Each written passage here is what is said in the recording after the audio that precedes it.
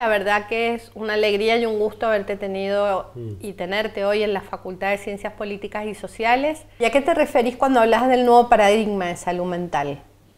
El nuevo paradigma, claro que en el ámbito académico es una palabra muy utilizada, pero a veces yo me encargo mucho, me preocupa de bajarlo a la realidad, porque a veces no queda claro. O sea, nuevo paradigma es todo un desafío, empieza por crisis, empieza por cuestionamiento, y además es una construcción. O sea, un nuevo paradigma es un proceso que parte del involucramiento del propio, en este caso profesional, de mí mismo. No hay cambio de paradigma, no, el otro va a cambiar paradigma mientras yo, o cambiamos todos, o somos parte todos, o no hay nadie.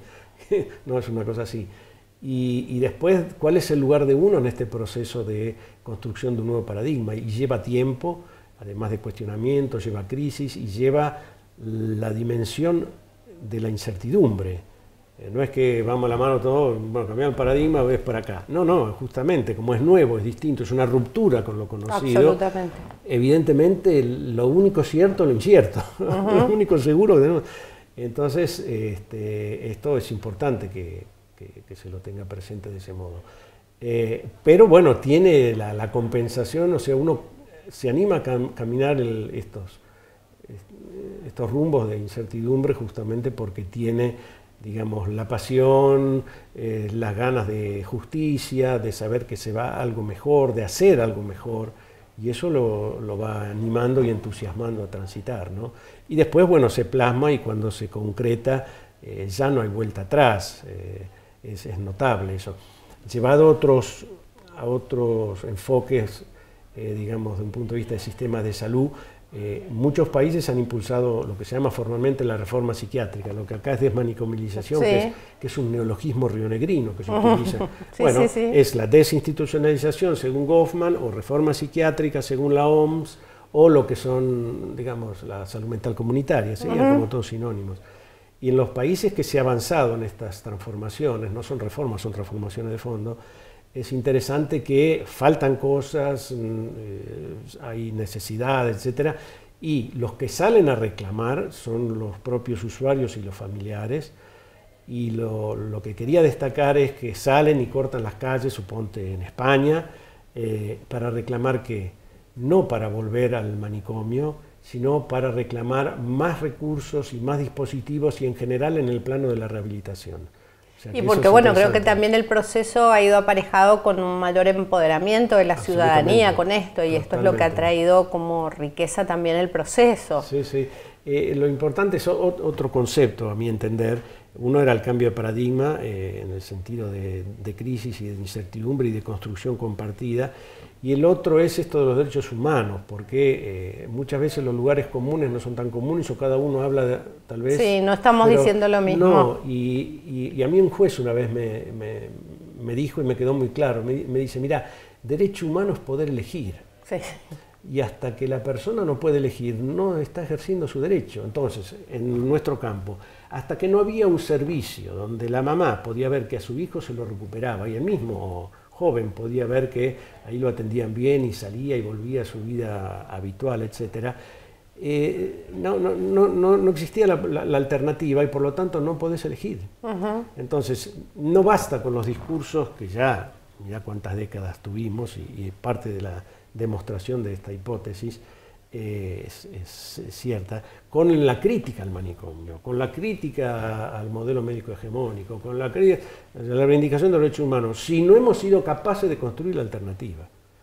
Ahí, cuando esta madre pueda elegir, bueno, yo lo voy a llevar, como decíamos hoy a la mañana al taller, o en mi pueblo, en Rivadavia, sí, donde en el hospital lo han podido atender y está, y no es necesario, o el Pereira o el Sauce, o sea, hasta que no se produce esas dos, todo es poco, es pobre e insuficiente. Entonces el desafío es construir la alternativa para permitir elegir. Y nadie elige lo que es peor, siempre vamos a elegir lo que es mejor. Lo que es mejor. Y eso es el empoderamiento, digamos, en forma expresado en sistemas y servicios de salud. Empoderamiento es tener una alternativa de un servicio mejor o el conocido. Sí, la accesibilidad al servicio. Sí. Esto sería un poco entenderla la salud mental como derecho. Exactamente, eso es el derecho, la Esto posibilidad es el de poder derecho. elegir y obviamente elegir entre algo que no es del todo satisfactorio y un servicio de mayor calidad, porque derecho humano también tiene que ver con calidad, no se trata de, bueno, ahora cualquier cosa, o sea, es calidad, si no yo no elijo. Que eso también cuando vos te referís a la inadecuada formación de salud pública en relación a la salud mental. No hay, perdón que te diga, no hay. Te interrumpo. En general lo que vemos en los países, yo hablo mucho por Sí. la región porque trabajé, como decía hoy de la mañana, salvo en Nicaragua, tuve la fortuna de trabajar en todos los países, desde Canadá hasta Argentina. Y esto, salvo excepciones, porque hay países que sí lo tienen, en términos generales no hay formación de salud pública en salud mental. En general la tendencia es hacia la psicología o la psiquiatría clínica o hacia psicólogo de empresa o laboral o de mercado, pero no está esta visión integradora, integral, y eso es una falta grave justamente que hay que ver cómo la empezamos a salvar en el sentido de construir la alternativa en esto. Y desde el otro campo, visto desde el otro ángulo, en las escuelas de salud pública que ya están constituidas, el componente emocional de salud mental no está. No existe. O sea, tenemos profesionales de salud mental que no tienen un enfoque de salud pública y tenemos funcionarios de salud pública que no tienen el enfoque de salud mental. Entonces, son dos compartimentos absolutamente aislados. Vos sabés que yo te comento que en la planificación, en el plan estratégico que tiene la Universidad Nacional de Cuyo, la primera demanda en relación a las carreras que surge es psicología. ¿Demanda en qué sentido? ¿De alumnos? De necesidad, claro, todo lo que se ha hecho a nivel de planificación estratégica, la mayor demanda que exista la oferta de psicología como nueva carrera, ya que no está en el ámbito de lo público. Claro. Y nosotros, bueno, hemos trabajado mucho y llevamos esa bandera porque sentimos que, bueno, también hace falta psicólogos, claro, con una formación diferente, que ahí te quería preguntar el tema de la salud comunitaria, es decir, con perfiles diferentes porque creemos que la sociedad hoy demanda otra cosa. Absolutamente. Y no hay formación en esto que estábamos hablando. No la hay, o sea, uno recibe una formación para después desarrollar su profesión en un mundo donde pareciera que lo trasladaron de país, de idioma, de cultura.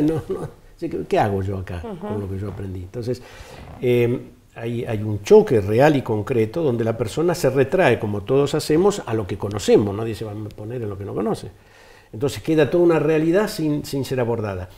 Para decirlo en otros términos, yo me acuerdo cuando participé hace unos años, hubo un incendio muy grande en Concepción, en Chile.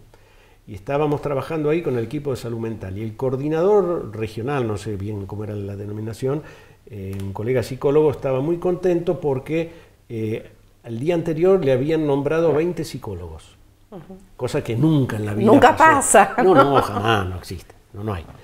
Y nosotros habíamos estado trabajando, producto también de seleccionar voluntarios, un día antes la currícula de los psicólogos. Yo le dije, discúlpame, ¿estos psicólogos son los formados en la facultad que vimos el otro día en la currícula? Sí, dice. Digo, bueno, entonces yo no voy a estar tan contento. Y dice, pero ¿cómo? Hay que festejar. Digo, mira, yo creo que vas a sumar 20 problemas. ¿Cómo? Bueno, entonces traté de explicar. ¿Por qué? Porque más que hoy en día, como decíamos ayer mañana, más que el profesional, digamos, el psicólogo, el psiquiatra, la cantidad, el número, dónde están, hay que pensar formados de qué modo y para hacer qué cosa. Claro. ¿No? O sea, y en salud pública, y además hay que priorizar, no se puede hacer lo que se me da la gana.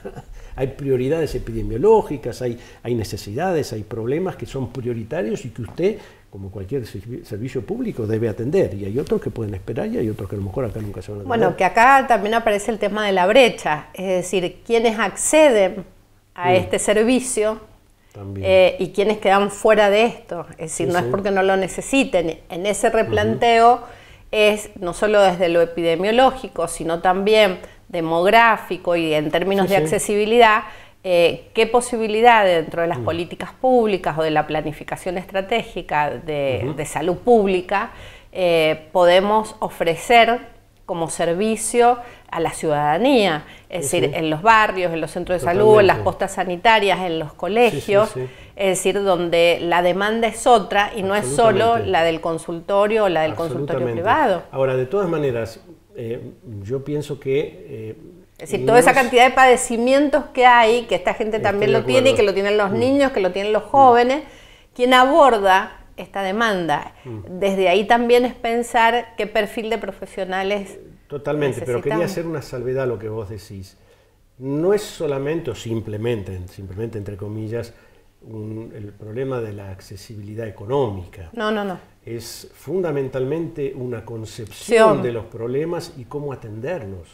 Porque también puedes encontrarte con personas en una posición económica holgada, digamos, que sin embargo están siendo absolutamente maltratadas y ni que pensar si no están hospitalizadas en una institución privada y allí se les aplican tratamientos que ya no son y que además están ahí adentro porque algún familiar quiere quedarse con los bienes, o sea, cosa toda la complejidad que trae eso. Exactamente, entonces la dimensión de lo económico en el sufrimiento humano está demostrado, obviamente, que hay muchos más trastornos mentales en población con carencias económicas que en las que no, pero sí, es uno de los tantos factores que hacen a la salud mental en la complejidad que es el ser humano. Ahora, de todas maneras, interesante porque la brecha, como decíamos de la mañana, que es la población desatendida, tal vez es el área de la salud que más población desatendida tiene. Es el principal problema de salud pública, medido como carga de enfermedad. En estos días se publicó en La Nación y el Clarín el informe de Lancet, que es la que estudia periódicamente, se llama The Global Burden of Disease, o sea, la carga global de enfermedad, y ahí confirma que el primer grupo sigue siendo los trastornos mentales severos, y el segundo grupo las lesiones, que son accidentes, suicidio, homicidio y violencia intrafamiliar, o sea que seguimos andando lo mismo. Sí, y en población joven también. Para el principal problema de salud pública, porque recién después viene HIV, después recién vienen problemas cardíacos, diabetes, tumores malignos, etc. Para el principal problema tenemos los menos pocos, pobres y alejados servicios que el resto de las problemáticas. Sí, entonces exactamente. hay un doble problema. Entonces lo que se convoca es reducir esa brecha. Para reducir esa brecha, una de las cosas de los planos que hay que abordar es esta nueva formación actualizada de los profesionales del campo de la salud mental, de todas las profesiones. Si no, no se da cuenta, no se resuelve, se multiplica. También en términos de equipos interdisciplinarios, porque nadie resuelve solo, creo que eso. Como para terminar, quería preguntarte en términos de la nueva ley de salud mental. Sí. Es decir, ¿qué balance haces vos de su implementación hoy en el país? Mira, yo participé activamente en la elaboración, convocado desde UPS por las comisiones de salud de diputados y de senadores, y también participaron colegas de la organización del campo de derechos humanos que estaban en Washington, y también participaron colegas de Ginebra, de la OMS. No fui el único. Aclaro esto porque tal vez fui uno de los más visibles, pero fue toda una organización que apoyó y acompañó. Debo decir que institucionalmente es muy pobre su implementación en las cuestiones, en las mediciones grandes, digamos, cómo uno mide que se aplica una ley. Bueno, por ejemplo, el presupuesto. La ley decía que en los primeros 3 años el presupuesto debía incrementarse del 3% al 10%, del total de salud del 3 al 10%. Bueno, los 3 primeros años que se cumplieron en el anterior gobierno, eso no se modificó un ápice. Entonces, eso habla realmente de decisiones políticas una también. Decisión política que debe haber y que no la hubo, y que creo que ahora se mantiene sin haberla. O sea, no hay decisión política. Pero hoy a la mañana decíamos, es cierto, necesitamos decisión política, pero también necesitamos que los propios actores involucrados se empoderen, lo tomen y hagan que una ley se aplique. Sí. Juntando tu primera pregunta con esta, no hay cambio de paradigma sin el protagonismo de los actores involucrados. Exactamente. Con el HIV pusimos el ejemplo de la mañana, así fue. Así fue. si no se daba capacitación, si no había legislación y si no había este movimiento, que todavía hoy, cuando no está la medicación y que el Estado debe proveer, salen a la calle, no se hubiese avanzado lo que se avanzó. En salud mental estamos ahí, tenemos la necesidad de las tres. La ley está, no está la actualización en la formación y no está ese movimiento, que ojalá algún día, pronto, bueno, salga a reclamar los derechos, porque estamos en eso. Bueno, ojalá que sí. Muchas gracias, No, Hugo. gracias a vos.